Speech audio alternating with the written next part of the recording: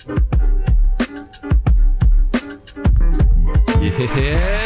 Oh my gosh, it's the Dipped in Nonsense podcast. And boy, yeah, boy. Do we got a special one for you guys today? I'm gonna go ahead and introduce the crew and our very special guest. As you can tell, we are in a new little set, little new environment. Oh, it's so nice out here. Where are we again, Brother Kevin? My new house. Actually, we're in the JACCC garden, kind of in front of this beautiful scene of greenery, in the Cultural Community Center in the basement next to the Culinary Center. Excellent. And Little Tokyo, LA. Yeah, Little Tokyo, LA. And thank you so much, JACC, for allowing us to use this space. Let's go ahead and do quick intros. Who we got up? Yo, what up? It's Kevin, aka Atticus Warhol, aka Lab the Rat, aka Genghis Kev. I love it. Subby Sub, Cash Money, Sub the Savage. You already know who it is. It's your boy Q, coming with that heat every single week. And oh my gosh, I can't believe we're sitting here with this week's special guest. Who? Please let the people know who you are. Who are you? Who are you? Wait, who are you? Who is I?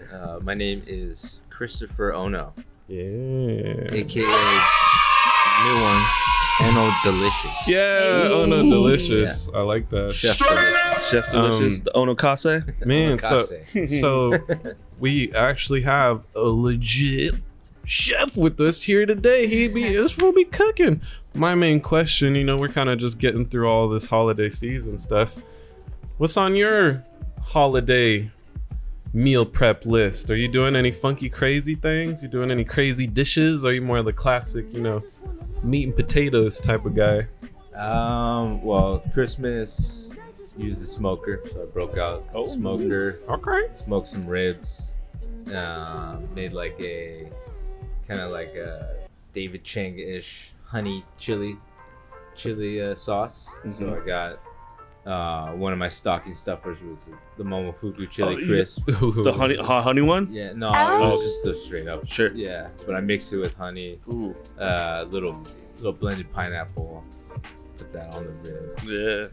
Yeah, so that's kind of, I think like during this time, anything related to smoke is good. That's fun. In many different forms. Yeah, catch a smoke. Catch a smoke. Yeah. But yeah, it's kind of, it feels like cozy. That You is. smell that apple wood. Yeah. Yeah, so using a smoker. And the New Year's, not sure yet. Yeah. But we always throw down, going to my uncle's, Mm. he always throws down a very traditional spread, so Classic. excited for that. That's pretty tight. Smoker sounds amazing. As soon as you said smoker, I was like, Mhm. ooh, sheesh. Need that. Did you guys do any chef in this, What did we do? I mean, there was prime rib at like basically everyone's house. Nice. And then you kind of like get the variations of seasoning. Some Yeah. are like, underdone, some are overdone, some are, lacking in the department. But I had to make mac and cheese for each and every one of them. Wow. So that was cool. And by special request, my cousins, they were like, "Can you put hot dogs in that?" In the mac and cheese? "Yeah." And I was like, "No." And Adriana was like, "See, they love hot dogs. They love hot dogs." So I kind of like, I do my thing, try my best to be a pro home cook. I put like Gruyere and like UK red cheddar, Okay. Parmesan Reggiano, and mix that in a bechamel sauce to all put in $1.50 pasta shells. And then like they're like, "Oh, we want hot dogs." So I went to like Mitsuya and got like these like Wagyu hot dogs that I've had my eye on, but can't seem to pull the trigger on because I'm Yeah. like, no one's gonna appreciate a hot dog. Yeah. I'll go get a Wagyu. Costco and everyone can eat, a ton of like dinner franks. But that was fun. Kind of like doing that. Plus they mac and cheese is such a staple. Yeah. Can't go wrong with No. cheese and mac. It's a trend that I saw What's going up? on this past Christmas, or is I feel like since we were maybe, I don't know, maybe like 12 or 13 or something like that, our mom started doing instead of doing the classic like cooking the turkey or I don't know, whatever people are eating during Christmas, the chicken and blah blah blah, mashed potatoes, all that. She started doing like crabs and steaks. What? So this was like a hell long ago. So every year she always has been doing crab and steak every Christmas since like 20 whatever, maybe like 20 2006 or something. She's been doing. Yeah. But it was funny because she was talking to us because she went to like there's a San Pedro, there's a big fish market, Yeah. and so she went out there to go get the crab and all that, and she was saying like, damn, it was like harder to pick up stuff because so many people are doing like surf and turf this holiday season. And so she said that, and I was just like, I haven't noticed.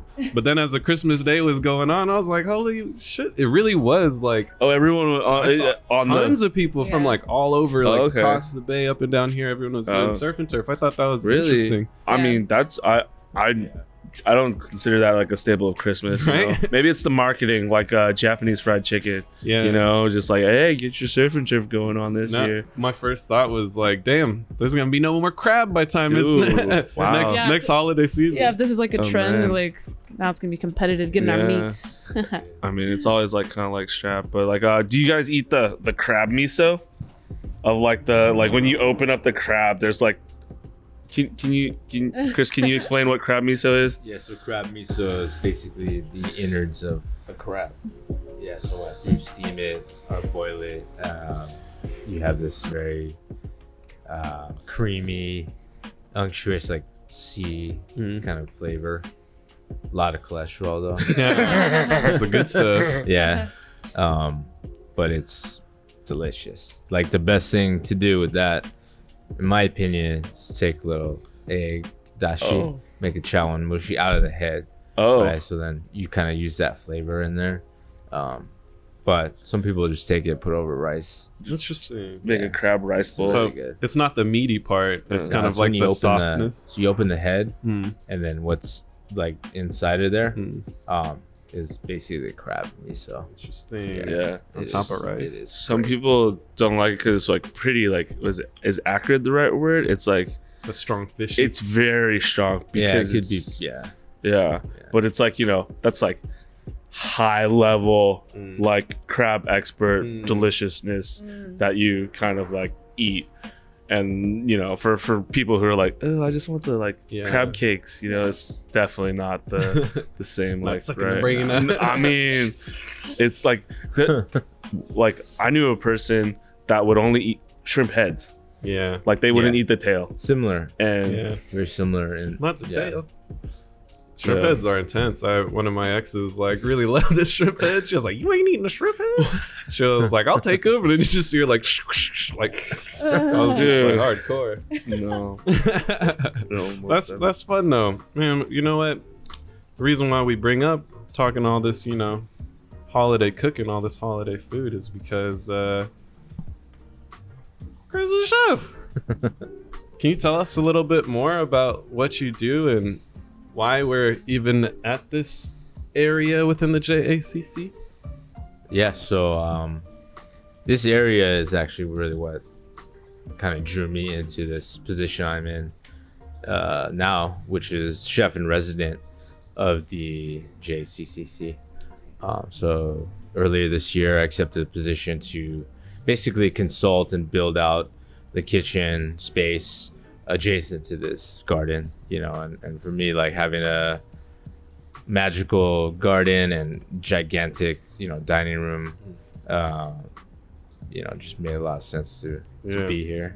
It's hard not to like come into work when you have something like this, and really understanding the history and the meaning behind the garden itself was something special and unique. And I think I could have served fried chicken and mashed potatoes and it'd be great, because it's like hard not to like sitting here and eating. The focus really became the past year is to focus on Japanese American cooking, which is something that was true to my heart before here, but it kind of really became the goal in mind to kind of figure out what that means, because if you think about it, teriyaki sauce is like a household name, so it's something that in a lot of ways is like highly commercialized, almost like just very just low end food, accessible.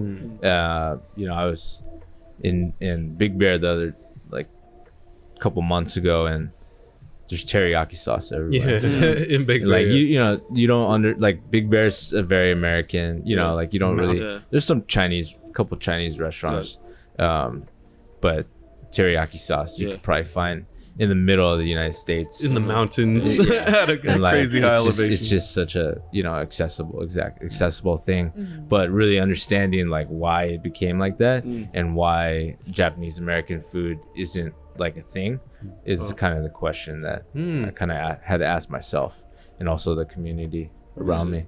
Yeah. Did you I guess kind of come to an answer in your kind of journey and search of why teriyaki sauce is like, so prevalent in these small little sleepy towns, but like everyone has teriyaki chicken rice bowl. It's like mainstream, but not, right? Or, it's like accessible, but was your question just like, why isn't it like even more popular or something? Or like, because there's I feel like different foods like trend sometimes in different moments, and I don't know. I think, I don't know why teriyaki is so accessible. Maybe because it's sweet, and very just delicious, I guess, in a weird way. But I think understanding Japanese American cuisine was a real question that I was asking a long time ago. Kind of like there's no Japanese American chefs that really do just that. There's a lot of Chinese American chefs and Italian American chefs who do their specific United States Italian food, right? Or like American Italian food. It's kind of a thing, and you could kind of really differentiate the two. Obviously, like now, food is just such a big thing, over the past 20 years versus before, where ethnic food was pretty specific. Now it's very blended. Everything's all blended together. But I think I'm still trying to understand. That's pretty amazing. So, how long have you been, chefing? And what kind of got you into it initially? Like, were you just messing around in the kitchen one day, like, I like this, or like, how was that? I guess that process and that journey. Yeah, I think initially it was just being creative, and trying to use my hands. I was always like growing up doing something artistic, and felt more comfortable shaping things. Like I was ceramics major in college, and then DJ for a long time. Kind of always, hands-on, like shied away from sports in a way because I wanted to save my hands. I don't want to like mess, because if I sprained my finger or something in football, and then it's like I couldn't do what I wanted to do. Like Zoolander, the hand model. Here's like in the case, like wearing the gloves to protect my the money makers. Basically. So you're a DJ after kind of your college years. Tell me more about like that kind of journey leading up to DJing. Yeah. So DJing started when I was 13. Whoa. And then did all the high school dances, and did a little bit of like some like minor battling here and there. Oh. Yeah. Moved to the Bay Area to be close to like the Invisible Scratch Pickles and kind of that whole like mecca of that art, turntablism.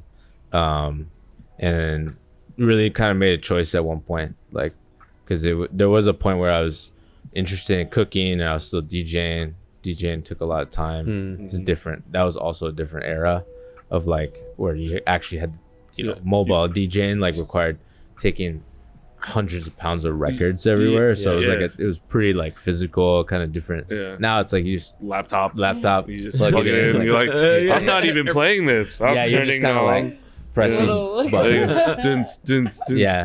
Different. But San Francisco, I made a choice. Like I got, start to cook. Yeah. So I went to the Culinary Academy up there. They're all closed now. Le Cordon Bleu. I remember the commercials and stuff. Cordon Bleu. All of them are closed. Like even the one in Pasadena? I know the ones in the U.S. I think all are. Way. Because there's a huge lawsuit, a class action lawsuit.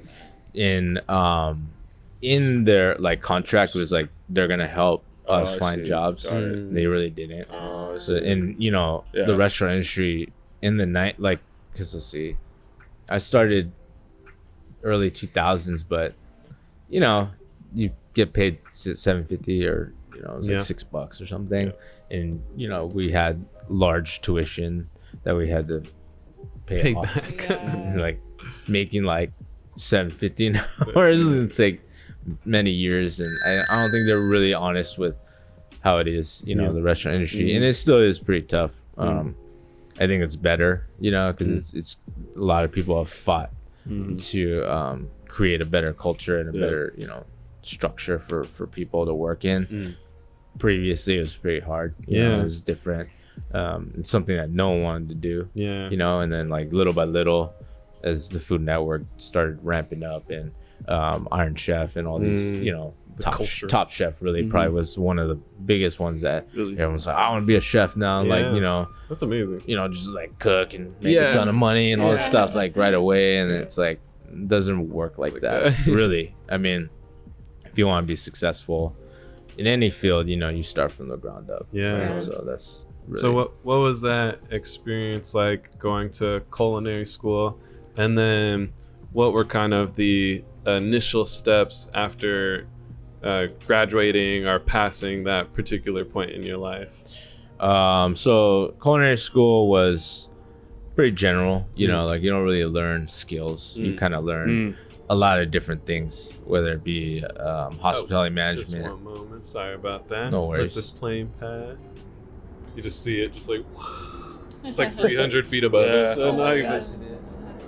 Hey, you guys doing a podcast? Yeah. You did? All right, and continue. So yeah, it's pretty much general skills. Yeah, general skills. The fundamentals. The fundamentals, and not really anything too, you know, Edgy. nothing to like Prepare write you. home and like, tell my kids like, oh, this is what I learned in culinary school. Like, you know, you have to like, you know, apply to your own life. It wasn't like that. Initially moved back home to LA because, you know, I knew I was gonna hit like a minimum wage job and, you know, try to figure out, okay, ideally I could, you know, continue living in San Francisco, which is very expensive, or just try to move back home and you know, work somewhere good. I chose Roy's, which was actually the place that I had initially got interested in cooking. I had a meal in high school and kind of was like blown away by the artistic side of food, and so started at Newport Beach, Roy's. We did like 300 to 600 covers a night. Jeez. It was insane. Yeah. You know, kind of like That's crazy. I'd cut my fingers probably every other day. Wow. Yeah, and just be sweating, you know. And So they it's like straight they into they'd boot say camp. like, oh, like I remember the chef there, Chris Garnier. He would always say like, oh man, like just put a little Ono essence on, you know, because I would sweat sometimes like into the food. You know? Little essence. Yeah, and he's like, yeah, just put a little Ono essence in there. So it was a pretty interesting experience, but you know, great. And I started the sushi program there. So kind of had my, you know, from the very beginning, you know, tried to have my knives ready and, you know, my knife skills and learning how to break down basic fish and, you know, make sushi, which is a whole different thing that, you know, unless you go to sushi school, which there's one over here, you know, then you don't really learn that kind of technique. Teach yourself those sushi skills like on your own, or where'd you pick? No, that I up? learned from a couple chefs there. Okay, got it. There's the chef Lauren, who had come from Alan Wong's in Hawaii. A lot of Hawaii transplants at Roy's, and then obviously you gotta teach yourself at that point, you know, and then bounce around. Like I opened up downtown LA Roy's, and then really wanted to learn like traditional sushi, so I like ate at like 20 restaurants in LA, and to me the one that stuck out was Mori Sushi in Santa Monica. And you know, he's my mentor and really close friend to this day. But he's the one who really kind of at some point kind of honed it back to tradition, and edamame style sushi is something totally different than what I was doing. You know, I was doing a lot of rolls. You know, for example, we had one Lakani Lao roll, was like tempura asparagus, imitation crab, and then like, or no, it was actually maybe real crab. And then Kobe beef, like seared truffle oil and all this like crazy microgreens. So that's like, you know, what I thought was sushi. Yeah. But then going back, you know, or starting at Mori Sushi, it was like, okay, like the rice is the most important thing, you know, and there's all these little things that, you know, I couldn't even slice fish. It's just fish on rice, you know, and the history of sushi obviously started hundreds of years ago before refrigeration, and it was all about preserving the fish. So those fish were, you know, I think the oldest style sushi is like inedible to most of us. Really? You know, because it was like just salted, you know, just like dried jerky fish on top of rice pressed, and it just didn't look like survival what it is sushi today. You know, now it's fresh. And, you know, it's a little different. It's very refined. But you know, the point was fish and rice, nothing else. Maybe wasabi and soy, but you know, the focus was, it was always you know, 70% rice, 20% fish, and then 10% love. You know, that's what he always preached. The Ono essence. And then then a little, and then like little Ono service. But as I, you know, transitioned to more sushi, it was cooler, so I didn't sweat as much. But I remember, like at Roy's, I had like two armbands, just because it was just tough too. It was like a lot of work doing 400, 500 covers. That's insane. Did that feel like she said, was that like boot camp for you after leaving Roy's? Did you feel more prepared for pretty much the challenges that came after, or did it still get more difficult? I think Roy's still, I was limited to sushi, you know, and it wasn't so I worked at Providence. Providence is my boot camp. So spent a couple years at Mori, and at some point I really wanted to cook, because sushi is sushi, right? There's some cooking elements to it, but not to the point where you're like on the line on a brigade, like fire this, fire that, you know, like it's different. So when I was exposed to Providence, it kicked my ass, you know, in a good way. What years did you work at Providence? So Providence, I was there from 06 to about 09, 08. And then at one point I spent like a year as a line cook, meat roast, which is like the hardest. Oh, really? And I'm not really sure why they put me there, but it like was really rough. Dang. Built some really character. Yeah. Back to the Ono essence. Ono essence. For some of our listeners, I guess, like, can you like describe Providence? I know David Chang talks about it, but Providence is, you know, in my opinion, the best restaurant in LA. One of the best restaurants in the country. Michael Simarusti and Donato Poto are the owners. Both have, prior to Providence, had esteemed careers. One at Valentino, and then Michael at Water Grill, and you know, a lot of New York restaurants, Danielle, and you know, 2 Michelin stars, countless #1 LA Times years, Just killing just killing it. And you know, when I was there, Michelin, I think, was just coming out, so there was a lot of like just pressure and a lot of, you know, focus to get that. When I was there, I think they got 1. I'm pretty sure I was in Japan. I left for a few months to go to another restaurant in Tokyo, and I think they got their 2nd. Wow. Mori Sushi has had his 1 star for many years. Nice. But you know, the pressure with that and trying to you know, execute high level food, you know, consistently and is challenging. I can imagine. So what's like what is that pressure like working, let's say, at Providence, where there is all this pressure to kind of deliver at the highest form? How is it being a part of a team like that? I mean, amazing. Like when I sit here now, you know, I can reflect on it. At the time, it's tough. You know, I mean, every Michelin star restaurant I've been to, which was Providence, Le Masson Park, Ryugen in Tokyo, everything matters, right? When you're trying to get 2 or 3 stars, it's like these little things. Attention to detail. Attention to details so high, but the pressure and there's camaraderie, but there's also competition. So it's not just everyone working together for the restaurant's goal. It's also like your individual goal to move up within the kitchen structure, and to hold your ground. Because it's a tough. You do have to have thick skin. You do have to show people what's up. And like that's kind of like even the chef. Even the chef has to show his cooks that he's capable of being the leader. It's like any kind of leadership just like role. Lead by it's example. like hierarchy, like you have to exactly lead by example, or just show people how to do it. And like really good example. I was gonna ask is in the show The Chef, there's that part where forget what his name is, from Community, Joe McHale comes in, he's just like leaning over Carmi. He's the bear, you mean? Sorry, the bear. The chef.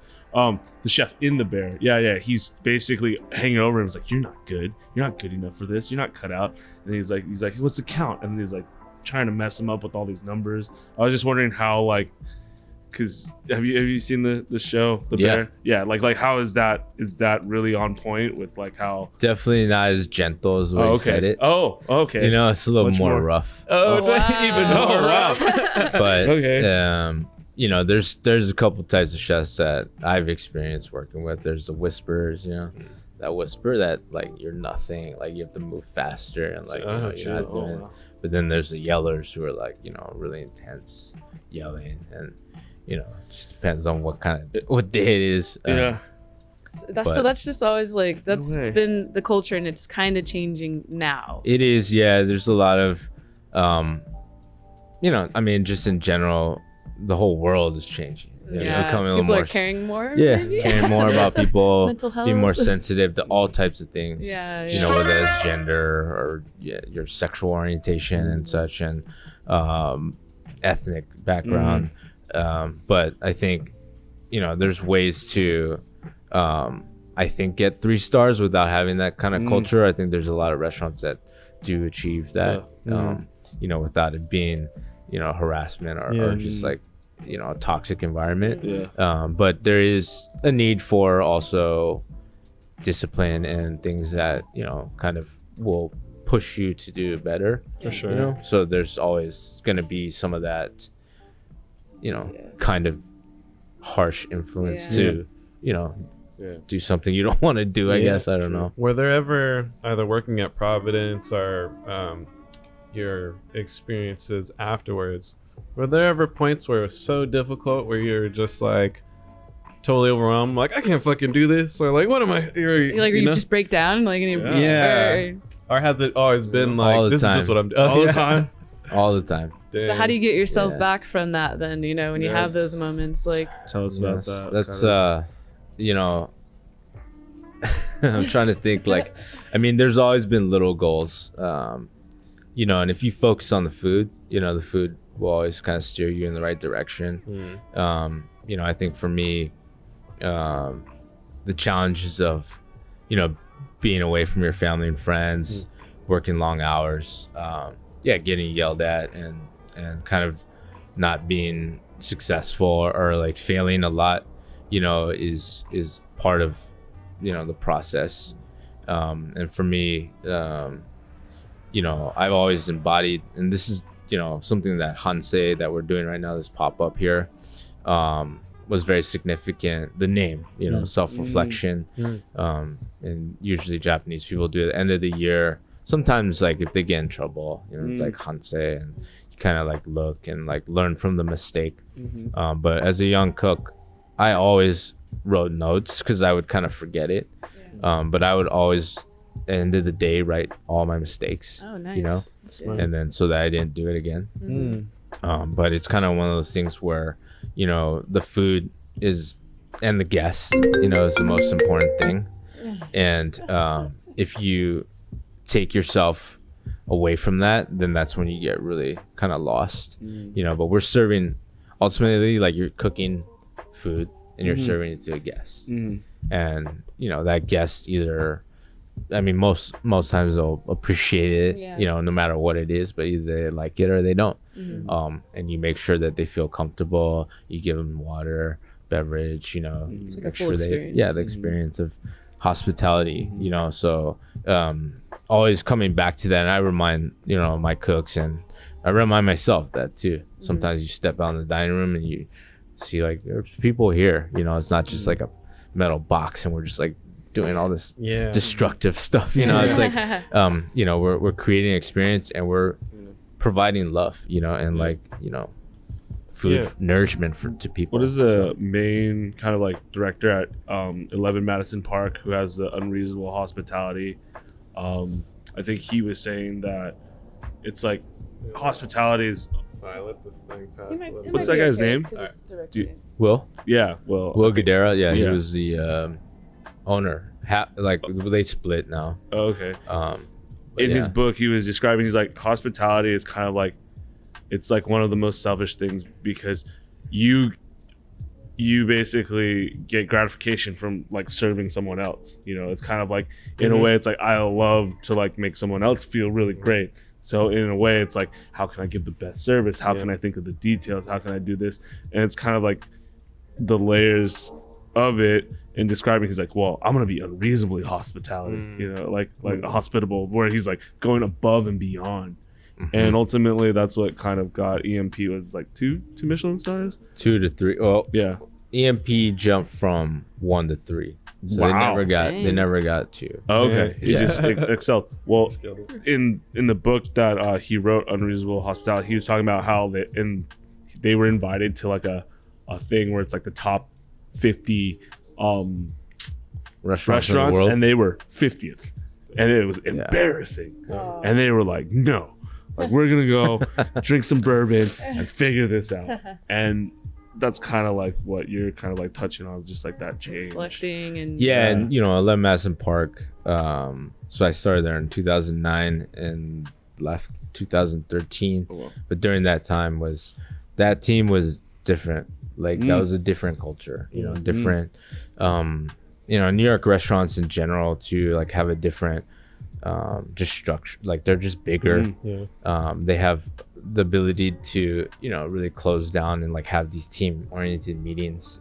EMP was, the cultural was just, it was like a little mini country in New York, you know. It was like just like 50, I think it was like 50 or maybe even 100 of us at a time would write down ideas, and you know, some of them would get thrown away, some not, but that kind of culture really pushed that restaurant to be number one. And you know, I've never worked at Noma, I've never worked at El Bulli, places that also receive that kind of recognition, but most of them have you know, a culture and just groups of people in there that you know, kind of create something special, you know, like that you can't just like replicate when you take it another place, or it's pretty impressive. Different people. Imagine all those minds. Yeah, you're bound to come up with some good stuff. Yeah, you had totally.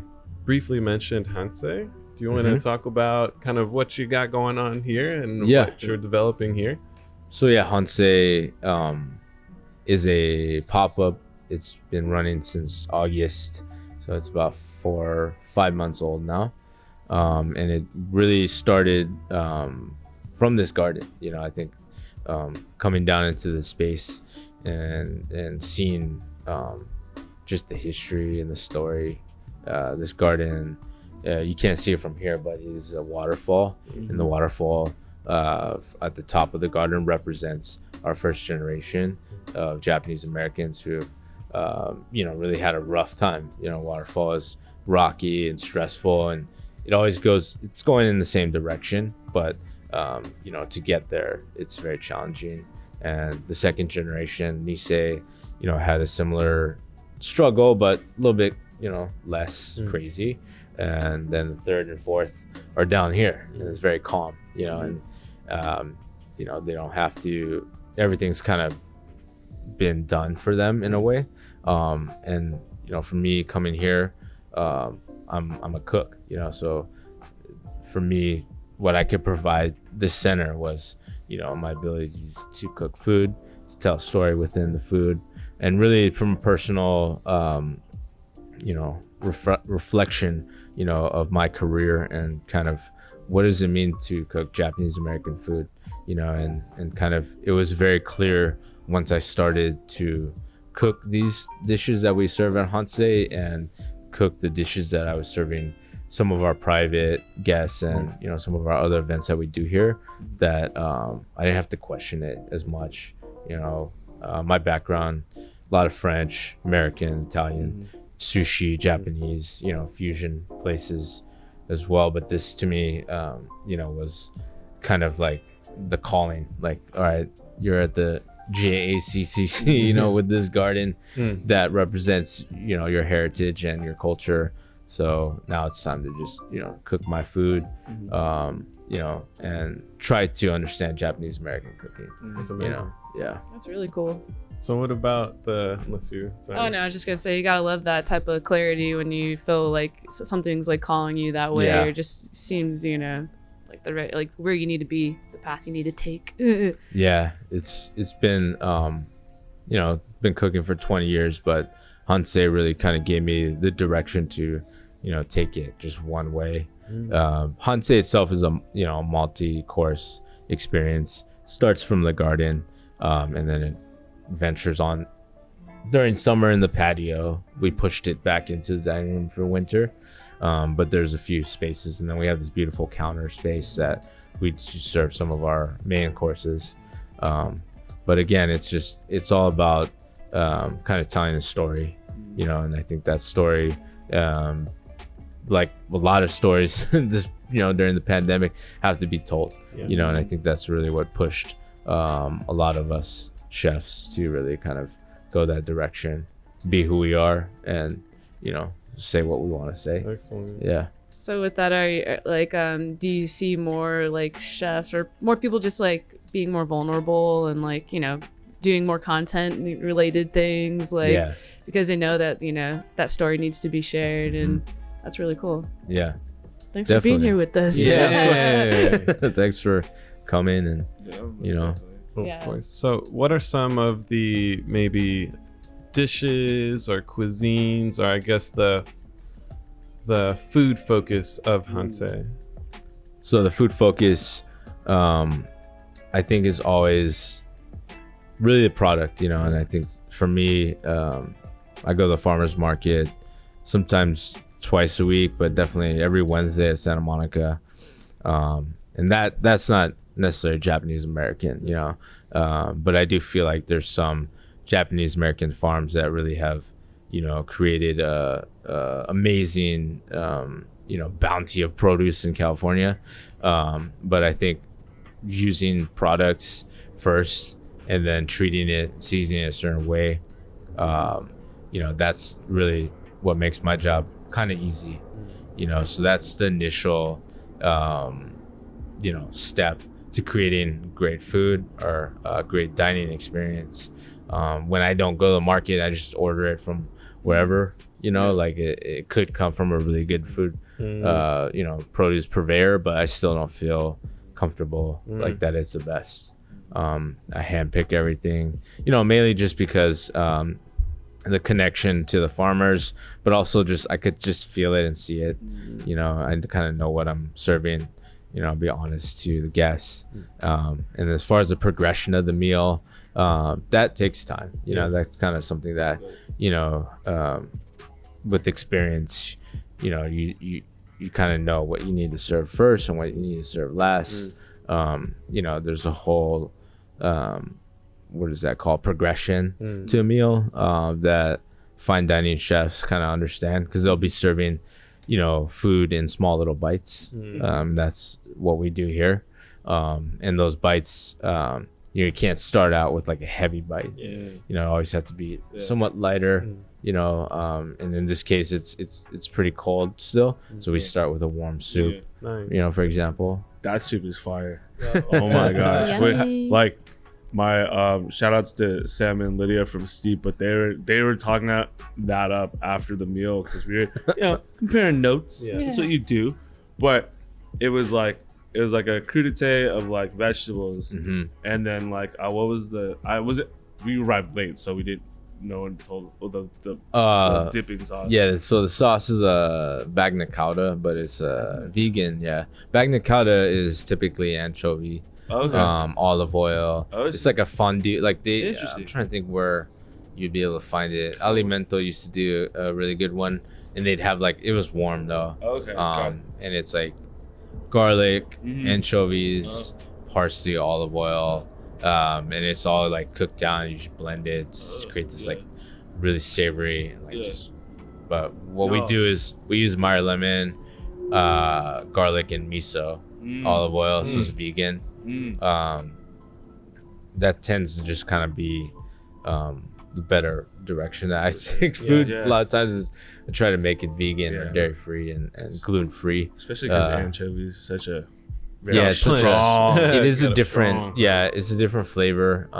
It's still really delicious, but for me to start the meal, I'd rather just have something a little bit more like tart and kind of like refreshing. sour. Yeah, sour. So that bagna cauda is more like lemon bitter, Meyer lemon bitter forward. Definitely.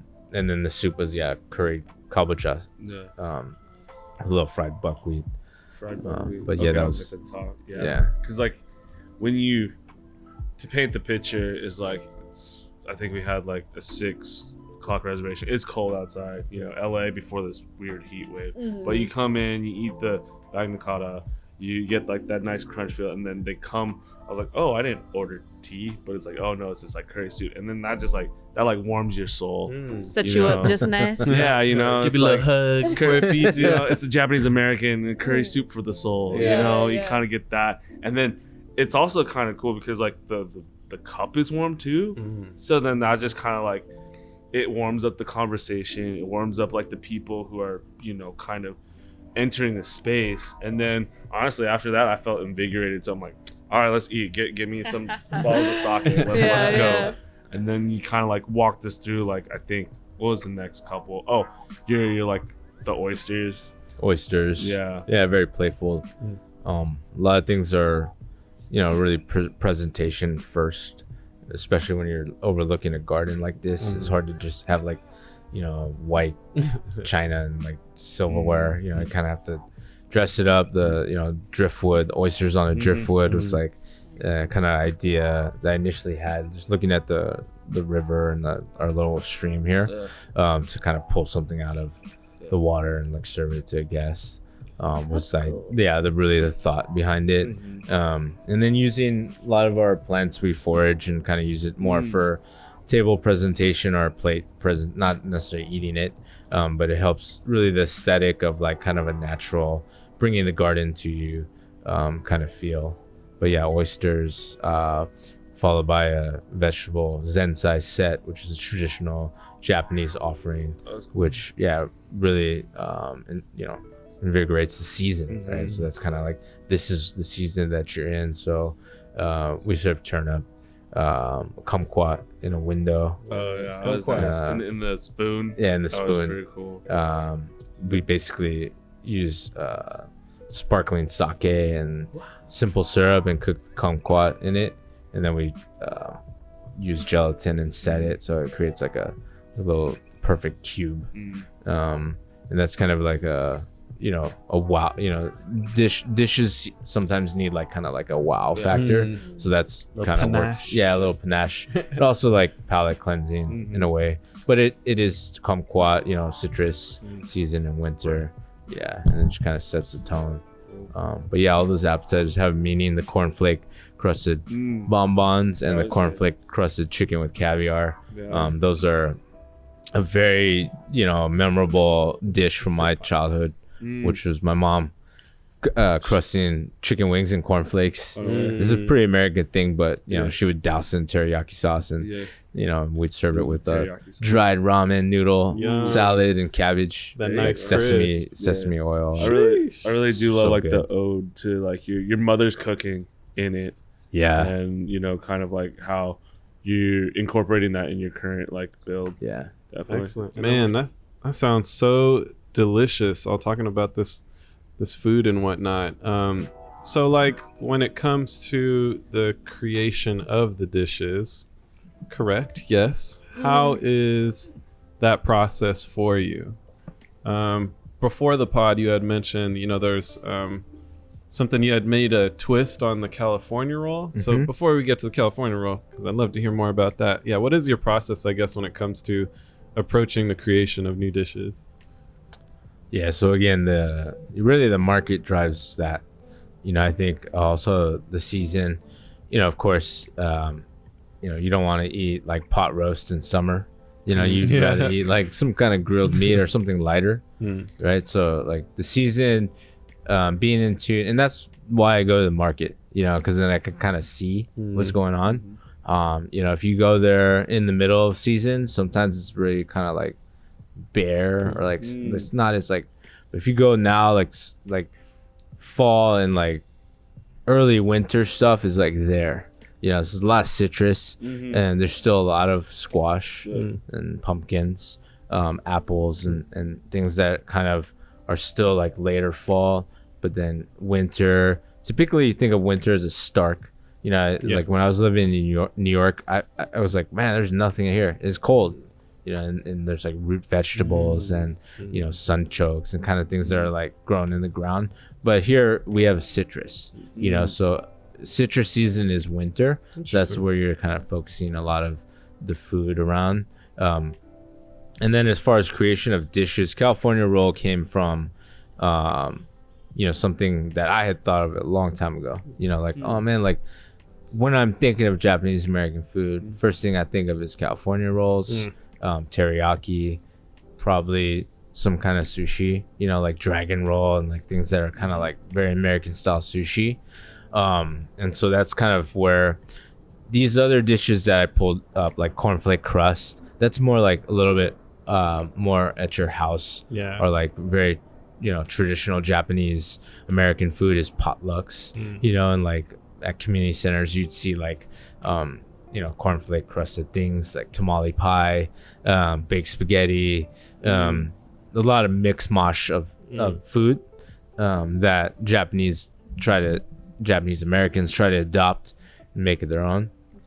California roll came out of, I want to do a really good California roll, just like really good rice from California, Coda Farms, organic rice, high quality Japanese cucumbers and avocado from the market, fresh crab. And I think what happened was putting just a great California roll on a plate didn't really do much. So I thought of more of like a starter course.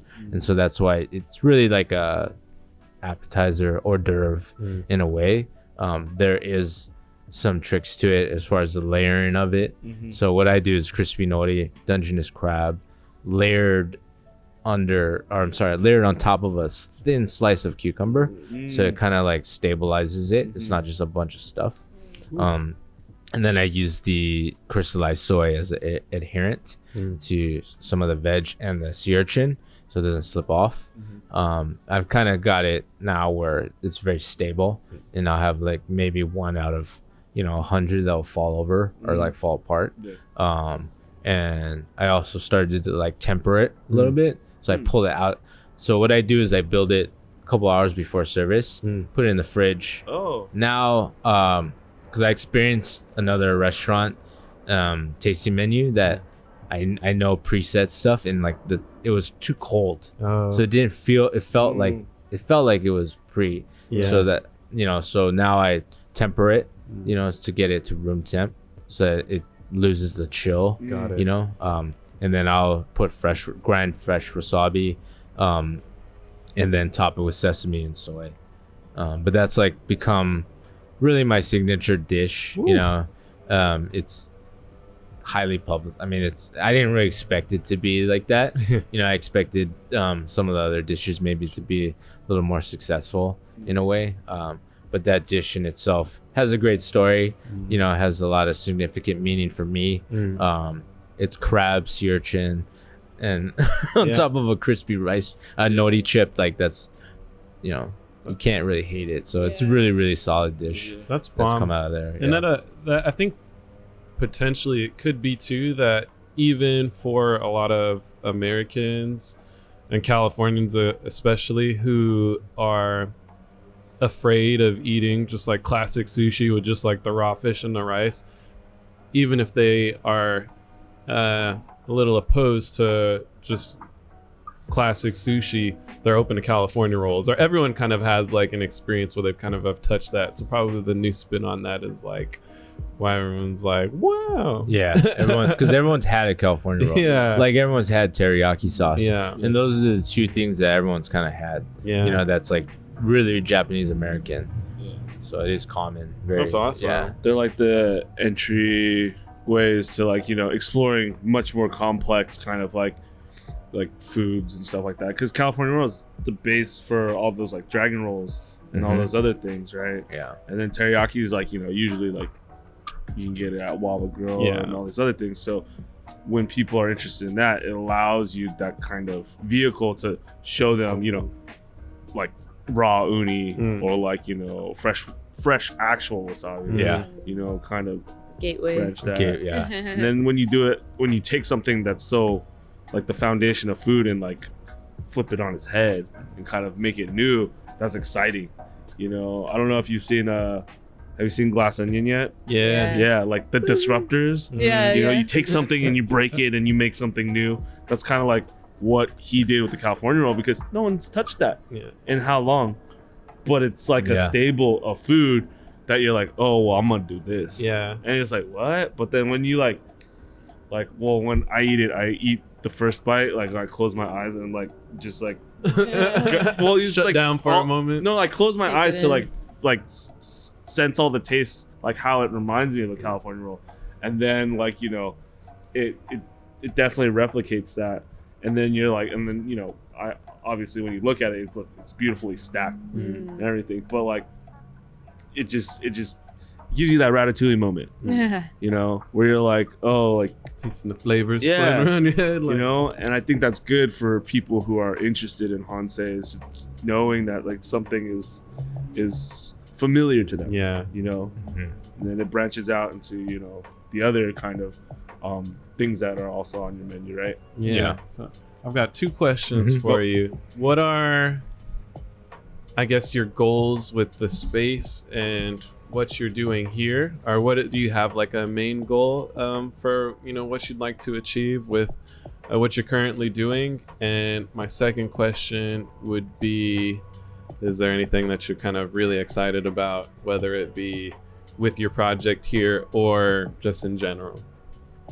Yeah, so the main goal of the coming year here is really to just kind of tie up loose ends. And that's mainly Hansei, has been successful and people enjoy themselves. But I think once we focus on, our downfalls or kind of things we need to improve on, there's a lot, and I think, me like taking a couple weeks to really like look at like the good things, but really importantly, the bad things that we need to work on.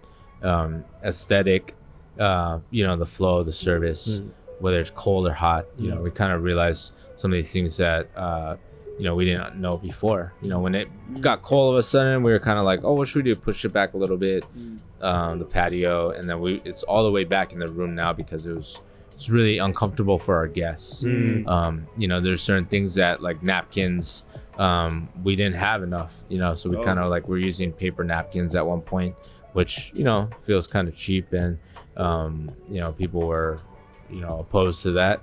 So kind of adding to what we've built is the goal for Hansei. Also to look at the structure of the kitchen and our storage space, things that, have nothing to do with food necessarily, but more operations and more like what we could do on top of what we've been doing, and make it better, bring more people in. And my real goal is to bring more people in here, to collaborate, to kind of work together and start creating that culture, that I've experienced in past restaurants, and really to kind of maybe not make it a pop-up, but like a restaurant, you know, that can continue and grow. That's dope. And then very excited to do again collaborations with this guy too. Let's get it. You know, doing some more community, you know, backed events and food. You know, I think Hansei is great and everything, but I also enjoy doing really low key chicken teriyaki. You know, really this. I mean, we're doing a Little Tokyo dog, you know, spin off of it at a movie night at the Budokan. So my event, Budokan Cinema, I made sure, you know, to look after the people that like supported me. So I asked Chris Ono, I was like, hey, can you like do like the hot bar like for food and stuff like that? And he's like, okay, I'm gonna put together this like Little Tokyo dog, because you know that's so dope. We have buttery popcorn doing like furikake popcorn, which is a nice American spin on like, you know, the usual buttered popcorn. Cafe Dolce's bringing in like donuts and other stuff. But to round it out, I'm like, you know, some people, they like to eat a hot dog at a movie. You know, not my friend Sherman because he got sick for 30 days one time. Wow. But like the point is, it's like it's there. You know, you see it dancing on the screen to go get your concessions, and it's just like, what better guy to like, you know, take a hot dog and flip it on its head than the dude who reinvented the California roll, right? You know, so cool. I'm actually super excited. He hasn't told me anything about it, and I'm like, just feed me whatever R&D kind of like food and share stuff the like details. that. When's it happening? Like, is it open to the public? Like, what? Just for the background noise, if you could talk, keep it closer. Keep it really close, guys. You're nothing. Basically, Budokan Cinema. It's gonna be January 21st, which for some might be difficult because it is lining up with Lunar New Year. But January 21st at the Teriyaki Budokan, that's located on Los Angeles Street. We'll be having, you know, popcorn, Cafe Dolce, Chris Ono with his hot dog. We'll also be rounding out the event with a Q&A from two of my professors from LMU and Cal State San Bernardino. And the movie is Makoto Shinkai's Weathering With You. Ooh. And for those that don't know Makoto Shinkai, he's considered like the next Hayao Miyazaki. So it should be a good turnout, but it's basically this idea that I've had to bring anime back to the big screen in Little Tokyo. It's cool. You know, it only seems right because, you know, it's such a pivotal point of like my heritage that I'm like, hey, like, let's bring people in. Yeah. You know, let's do something for the community. Let's make it bigger. Let's make it better. Let's improve it. And, you know, hopefully set it up for the next generation. You know, so but that's my thing. That's super dope and very exciting. We're gonna keep the Dipped In Nonsense listeners all posted about that. If you're in Southern California, come support our boys. Atticus Warhol, Chef Chris Ono. Coming out here, collabing on some fun stuff. We'll just ask a couple of just random fun questions, and then we'll wrap up for the day. My first random question would be what's your favorite flavor? Is there something that you lean towards? Is there like something that for your own personal cooking you're like, I can't do without this? That's a loaded question. That's a lot. You know, for me it's definitely ginger and garlic. You know, I think like those are always the two like back flavors that enhance, you know, my savory dishes, because if you talk about sweet, that's totally different. But I mean, that's low. Yeah, a little too. I mean, I always try to use some kind of alcohol too in my cooking, whether that's red wine, beer, sake. You know, there's these like subtle things, you know, and of course chili. Any kind of chili, like, and you know, Fresno there was a dish that we put on that was very spicy for everyone. You're like, what? You know, for me it's like I prefer that kind of experience. And then I'm like, I'm so sorry, you should order a beer. We have beers, so you should order a beer and cool it down. You cool that. So you know, you've worked in New York and then also in Japan. Any other places, and you know, what's something like the biggest thing you learned from those spaces, or just appreciated out of those experiences? I mean, New York. I'll start with New York because Japan was only a few months.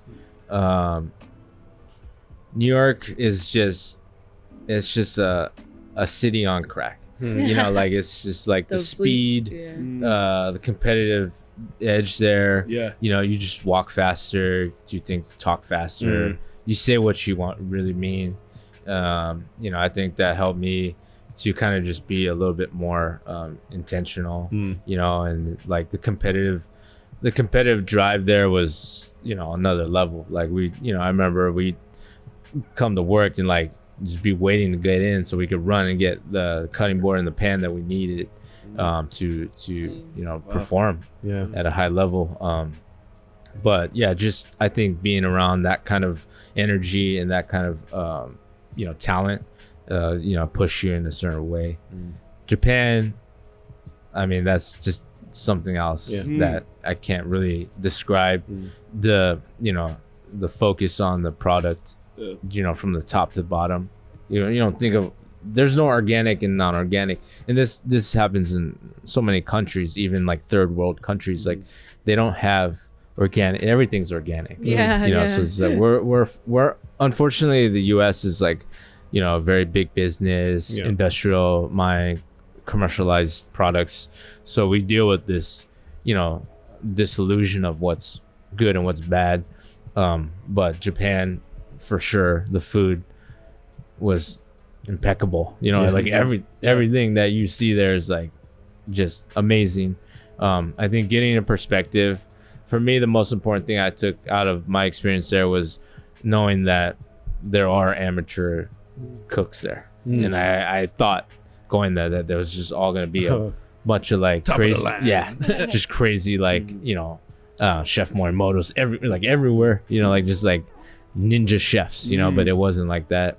I learned, kind of who I am, and I'm not Japanese, and so that's kind of also the direction I'm going now is Japanese American and trying to be who I am. Wow. And as a, ethnic group in the United States, sometimes we forget, who we are and like what our culture and our genetic, makeup is. And over there, over here, I feel very Japanese. Over there, I felt very American, so I'm trying to put it all together and be like, this is who I am. And, I'm not shying away from it. I don't have to do kaiseki or like traditional edamame sushi. I could do what I want and try to make sure that the next generation, could just be who they are. Nice. So I got like a 3-part question, but kind of like isolated. So if you had to choose a fast food burger of your choice, which one would it be? In-N-Out. See, he's a man of the people. He understands. I was about to say, I was like, there's no right or wrong answer, but there is a wrong answer. Really? How do you feel about the fries? Solid. Come on. Chef Chris Solid. Ono says Solid. that the In-N-Out fries are solid. The hand cut fries that go straight. Thank you. I like them level. well You heard done. it from him. Well done. What are we talking about? Well done, They're fresh. I mean, Fresh hand cut. All right, and then we could go to your other. anyway, I just needed that confirmation. I'm not answering my own question. So, okay. If you had, or what is your, in the LA area or anywhere, where is your favorite Mexican food place to get tacos? Oh man. I mean, you don't got to blow up your own spot, but like, just. Yeah, I mean, I grew up on the west side, Okay. So there's different ones. El Bajeños, for like their wet burrito where they throw the roja, the sauce on it. There's a taco stand, Brothers Cousins, off of Sepulveda National, that is unreal, and mainly because you could tell it's like a family that does it, and just the way that they care about what they're doing. Sometimes you go to a taco stand and like there's not that much love there, and it's just kind of like the energy's kind of whack, and the food could be so good, but it's really about, again, coming from someone's hands to you. It's it's more meaningful. But yeah, those are my two go-to taco spots. Yeah, Sure. the East Side I think reigns supreme in a lot of ways, but I'll stick to the West Side. Yeah. So that's For sure. where I'm from. The West Side. It's where it's at. Last question, because we talked about it. Where is your favorite teriyaki chicken bowl? Ooh, that's a good one. Right? Wow. Or just teriyaki in general. You can kind of. Man. Bro, I mean, just list them, man. So I will say that a couple years back I did a chicken teriyaki tour, and I tried to find, and they all sucked. So I will say that the best chicken teriyaki will come from the Buddhist temples and the community centers when they have their Obon festivals. Wow. And I curate one in Venice. Okay. We did our Obon this year, but there's also a lot of room for improvement. We got these gas propane tanks. I think charcoal is definitely the way to go. But I will say that internally you will never hear it in public, but everyone's competing for that price. All the Obons in the city. It's a fight. Gang wars. Internally, we got the best chicken teriyaki. Tell him. Yeah, but it's to me, that's where you find the best chicken teriyaki. Yo, I love that. It's in the 'cause, I mean, community for sure. I think you're onto something, man, because I was talking about a curry cook off of maybe the chicken teriyaki off. Yeah, That's it would be something. purely For sure. Japanese American, because it's It is. That's the real deal. Yeah. ooh, well, you heard it here first. It came from Chris Ono's head. Chef You fight know, to the that- death. Hey, man, Little Tokyo food fight. Oh, that's gonna be like Squid Games. I'm down. but Yeah. Based on the teriyaki Down. dishes, you get eliminated. Chris In Ono just sends summertime, you a it'd be bowl perfect. and be like, challenge you. Yeah. Let's go. The Ono essay. Yeah. That's great. Have you ever collabed with another chef, in a way, an artist collabs with another artist, or a producer, music producer, or anything like that? And is that something that you really enjoyed? Is that can you see that as a popular thing or trendy thing happening? Because I feel like there's a lot of communities, for example, the podcast community, where everyone does their own thing, but now they're all hopping on each other's podcasts, and it's creating an even bigger or stronger community. What was Kim Prince's spot? Hotville Chicken or So Hotville? there's a shout out Kim Prince. She owns a chicken sandwich spot, chicken spot called Hot Chicken. It's called Hotville. Hotville Chicken. And so, what do they call those particular hot Kentucky? What is it? It's called the hot What is it? hot. Nashville hot chicken. Nashville Yeah. Hot Chicken. Sorry. So her family pretty much invented it. And so she has a shop there. But I thought what was interesting when we were talking to her is she's got a partnership with other women restaurant business owners around LA. And so they'll feature different food items on each other's menus. And it'll be this month on their menu, Kim Prince will have her particular dish on their menu. Yeah. So yeah, just collaborating with artists in that way. Yeah. Have you had experience with that? Yeah, I think definitely a lot of experience, not as much the focus. I think behind the scenes, when I worked with a lot of chefs, and if you're the CDC and the exec chef, that's collaboration in itself. Okay. You could kind of bounce ideas off each other. I think doing certain events for for people is always doing the Japan House. We did an event there, and that's kind of collaboration in terms of each chef doing a dish, to really represent themselves and do a fundraising event. Gotcha. I did the best. The thing I always draw to is when I first moved back from New York to LA, I worked at Esther's Santa Monica with Jeremy Fox, and we started doing a burger night, and that was very successful. It started internally. Jeremy Fox did one, and then Brian Ng from Casilla did one. We had kind of the whole Rustic Canyon, some of the chefs do it, and then we had Nancy Silverton. I'm starting to think who else was Wolf's Mouth, Craig Thompson, and certain kind of locally, known chefs who came in. Jessica Largy of Simone did one, and that was like a cool thing because it was very focused. Just do a burger, and then Make it great. make great, yeah. And so everyone had their own personal, and that was kind of a personal thing. Everyone does burger different way. Yeah. I've seen pizza collaborations. And I think it's a fun way to kind of bring people together, and their people have to come too, and then you kind of bring like supporters from each chef. To like really, do something special. Spread it out. That's really dope. Because weren't you talking about some place in Portland that does that? Oh yeah. So in Portland, what they'll do is like every month they'll have like let's say this month it's like Wing Wednesday is like the thing, and so every restaurant will do like, even if they don't normally serve wings, for this month they'll have their like 50-cent wings and their own special. So they all just kind of around the city will have like cool. discounted dish stuff. That's really tight. Pretty good idea. Yeah. My last question, I think we'll wrap up because I can smell the rain coming. I can smell the water in the air. Wow. So are you all organic? Is it organic or nothing?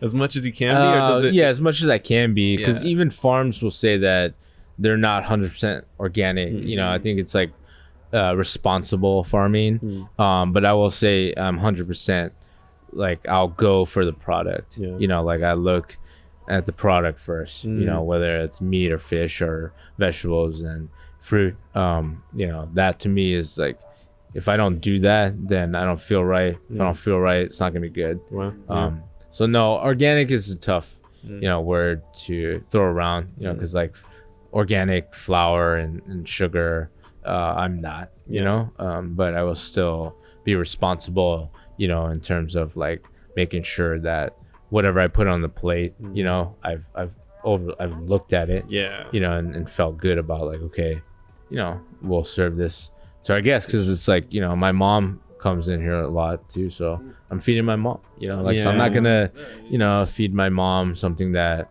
is kind of questionable, and that comes also with the experience too, like having the discipline to just throw something in the trash, is like a decision you have to like make, because it's, you gotta make it over, you're wasting money, and but at the same time, these things matter, and for me it's like I'm not gonna take a shortcut, just because I made a mistake.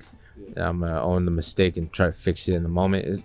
It's really challenging sometimes when that happens, but from my experience, it's worth the effort, because then that one person won't see that, and they'll feel fulfilled and satisfied. Love handled with care. Well, it seems like love. You handle everything you do with care, Chris. You're the fucking man. Woo, this boy, he on fire. You guys have any final thoughts, or do you have anything you'd like to announce, share with the people? No, I just really appreciate you guys having me on, and it's been fun. We'll try to do it more often. Yeah, we could, honestly. And we absolutely appreciate you for being our guest today. Shout out to the JACC for allowing us to use the space. Final thoughts, and then we'll wrap up for this day, night, evening, whenever you're listening. We love you. Come visit us at Budokan Cinema, and hope you keep living deliciously. Yeah. I think that you definitely should come to Budokan in January 21st. Yeah, this is the last pod before the year ends. Oh yeah, so and it's any New Year's resolutions or. That's true. All right. That's prime rib. Yeah. My New Year's resolution is to get comfortable with productive discomfort. So in a lot of situations in life, you got to do things that you don't want to do, or get up earlier, or whatever it may be, and part of that discomfort and process leads to growth. So my New Year's resolution and my personal challenge to myself for this upcoming year is to embrace the suck pause, but to get comfortable with the discomfort, so I can progress at a faster rate. And that's where a lot of my focused energies will be. I want to progress a lot within the next year. So that would be my message to the people is don't be afraid to put yourself in situations of discomfort. So that way you can get to that growth or that place or that position that you really want to be in. So that's my final thought. Nice. I think I agree with that. That's something that I want to work on because there's a lot of things that we do that we don't always want to do. So just getting comfortable pushing through it. I agree with that. Also, just like, I guess maybe it ties into it a little bit, but just better time management.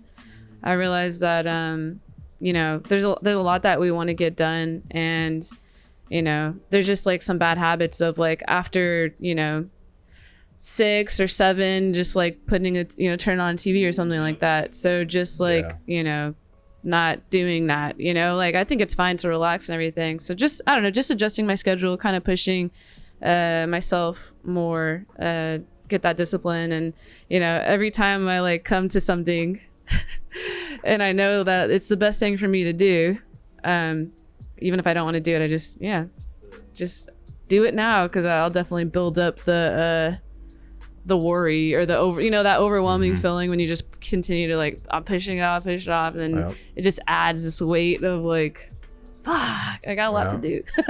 For sure. Yeah. So time management for me. You got New Year's resolutions? Not really. I think like this year has just gone by so fast. So I'm trying to like slow down. Yeah.